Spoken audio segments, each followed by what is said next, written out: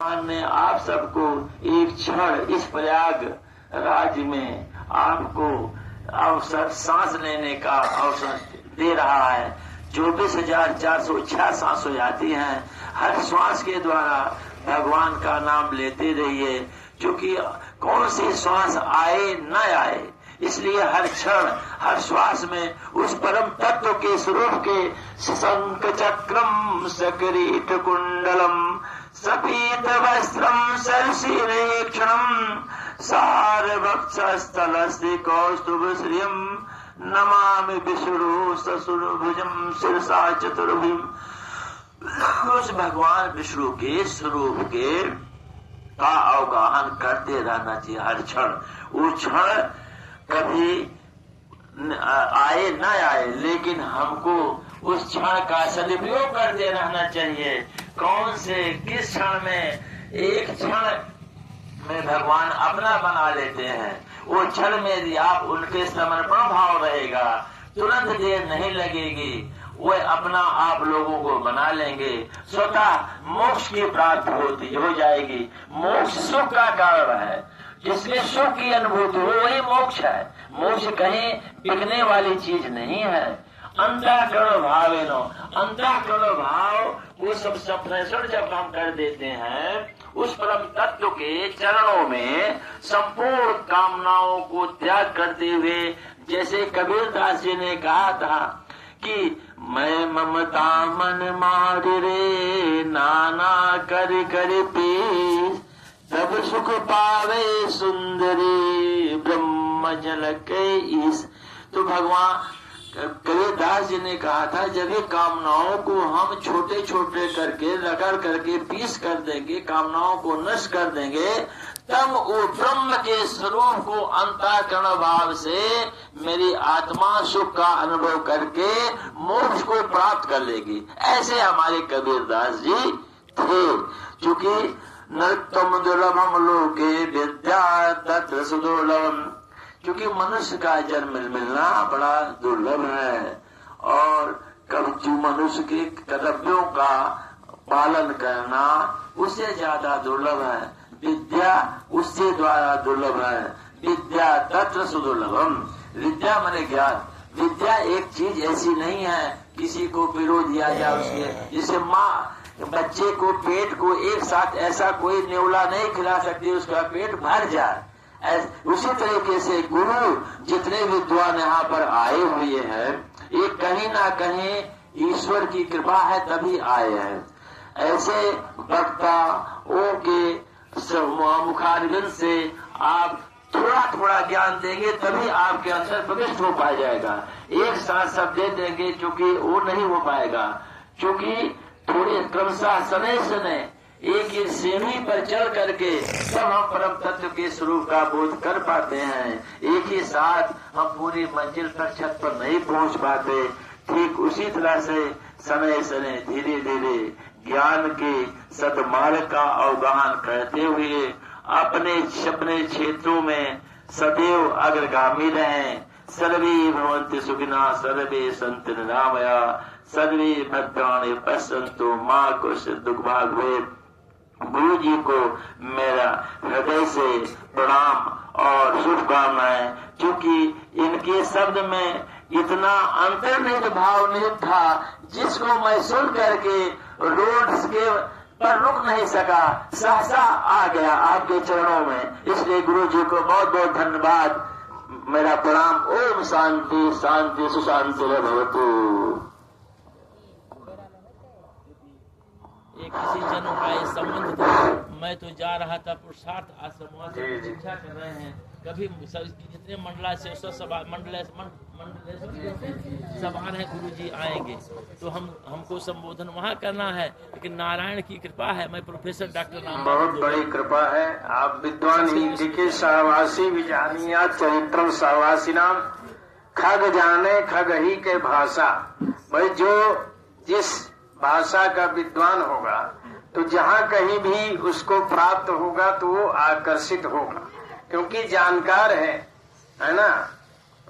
भाई जब तक जाने, मैंने बताया ना अभी थोड़ी देर में कि जाने बिन न होए प्रतीति, बिन परतीति होए नहीं प्रीति, प्रीति बिना नहीं भगत दृढ़ाई, जिम खगेश जल के चिकनाई।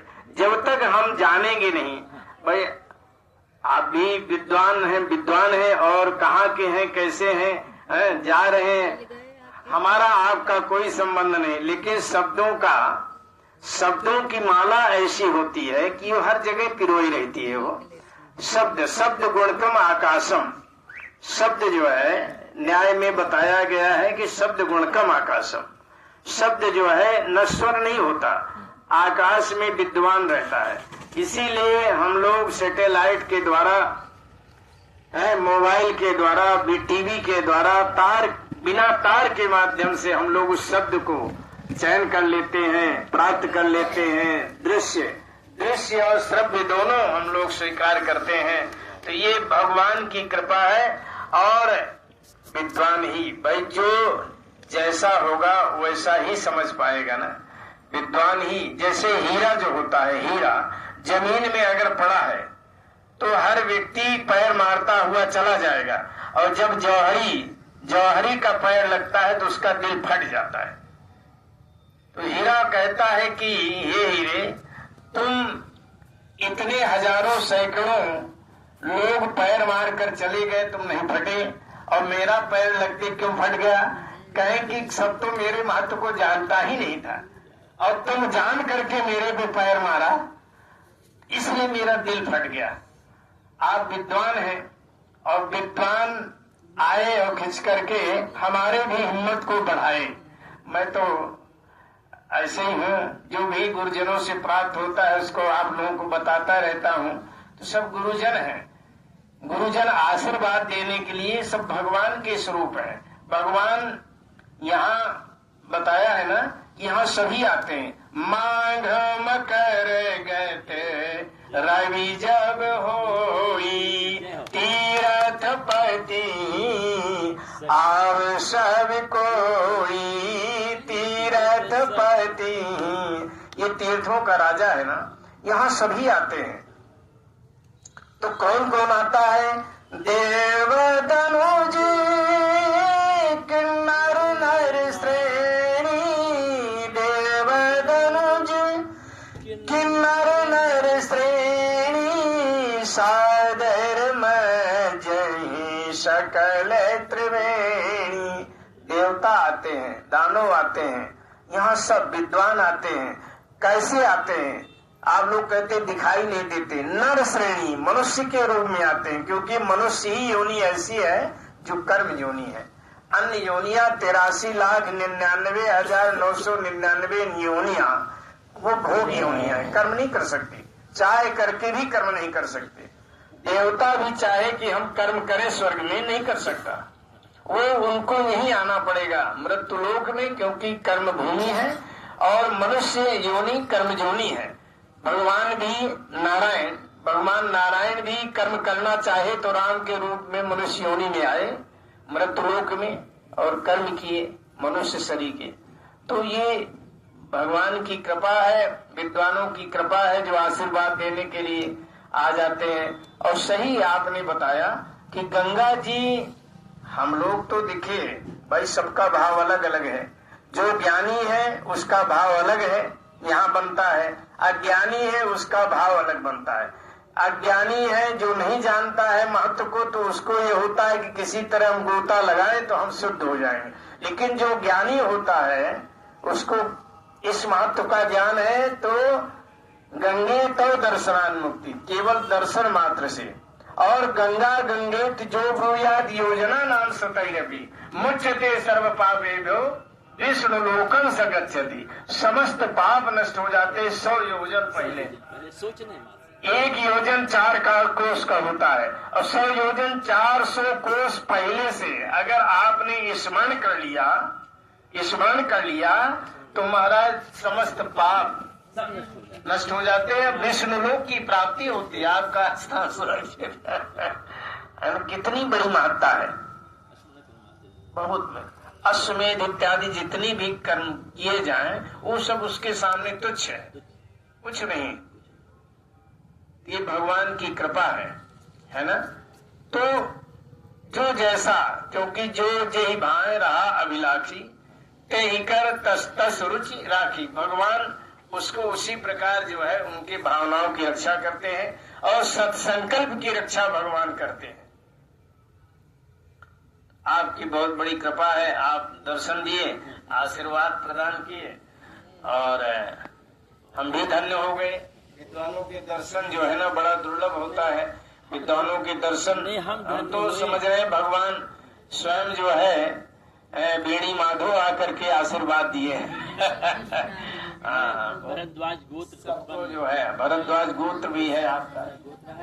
पूर्व जन्म में सरजू किनारे मेरी कुटिया थी। वाह, क्या बात है। इसके बाद हमको जन्म लेना पड़ा जी जी के पास। जी जी जी जी। फिर मैं जब 1-2 साल माता जी दूध पिलाती थी हाँ, तो तभी हमको बोध था। तो जब छोटे और बड़े हो गए तो स्कूल भेजने लगे तो हमने कहा ये हमको कौन क्या पढ़ाएगा, सब दिक्कत होता है। जी जी। तो जब स्कूल में जाता था कक्षा 1 में तख्ती लेकर वापस चले आते थे। फिर सोचते थे हमको ये कौन पढ़ाएगा, सब देखते दृष्टिगत होता था। और फिर एक दिन कक्षा 5 में गए पढ़ने, सोचे इसमें भगवान का विषय में कुछ दिव्य शक्तियों का संचार हो रहा होगा। तो कक्षा 5 में गए, वहाँ भी यही उल्टा पुल्टा पढ़ाया जा रहा था जो भौतिक शब्दों का शब्द है।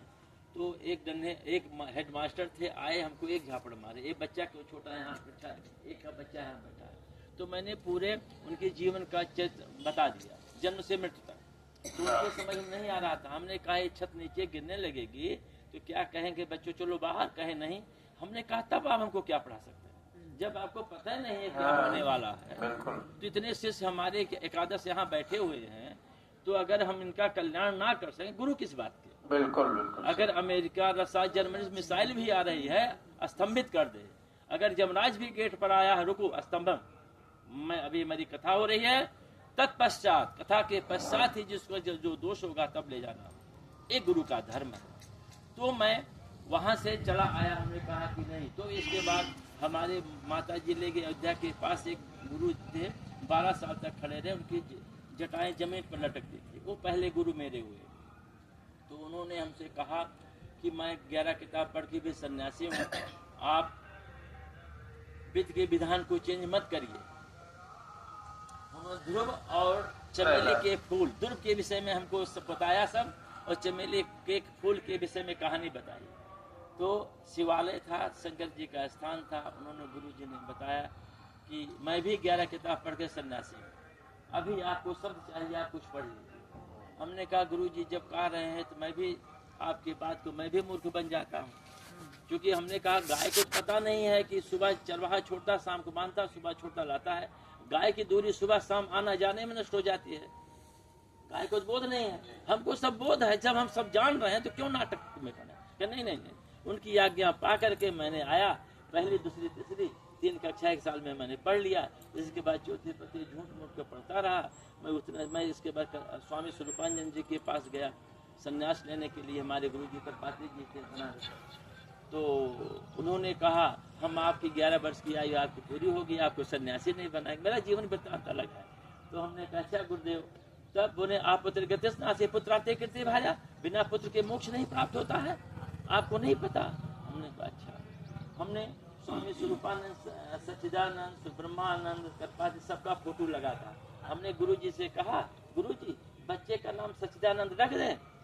कहें ठीक है रख दो। नामकरण मैंने रख दिया। फिर आए, पुत्र हो गया सच्चिदानंद। फिर मैं जाने लगा सन्यास लेने के लिए। फिर मेरी पत्नी ने कहा कि लोग कहते हैं बिना लड़की के कोख नहीं पवित्र होती। तो हमने कहा अच्छा, फिर फंस गए। फिर लड़की हो गई।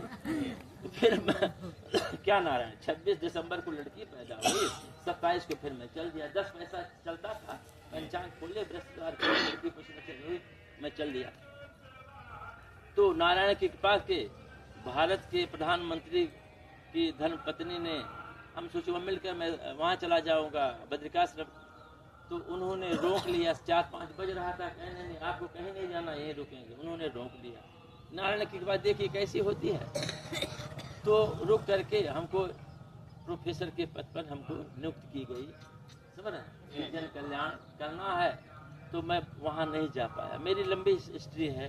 फिर आए आप लोगों से कैसे कैसे किसका ऋण हमको चुकाना है, इसलिए मुझको ये सब कर रहे हैं। एक आश्रम का मैंने निर्माण किया जब छोटा, इनसे बहुत छोटे थे, 2 रुपया 1 रुपया इकट्ठा मेरे मन में था करें।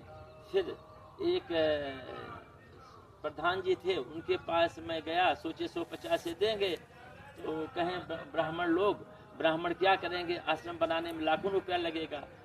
तो हमने कहा बाबा, व्यंगात्मक शब्दों का उन्होंने प्रयोग किया। तो हमने कहा ठीक है बाबा, जब 1 लाख रुपया हो जाएगा तब आश्रम बना देंगे। देखिए, हो सकता निमित्त मात्र ने भोग साच, निमित्त बाबा कृपा से मैं प्रोफेसर बन गया। जो वेतन मुझको मिला जीपीएफ से निकालकर मैंने आश्रम का निर्माण बड़ा सुंदर बना दिया, जंगल में बना हुआ। अच्छा, जंगल कहाँ पर बना है? अयोध्या के पहले सुल्तानपुर जिला में सेमरी बाजार की ऊपर। अच्छा अच्छा, बड़ा सुंदर आश्रम है, तो बन गया है।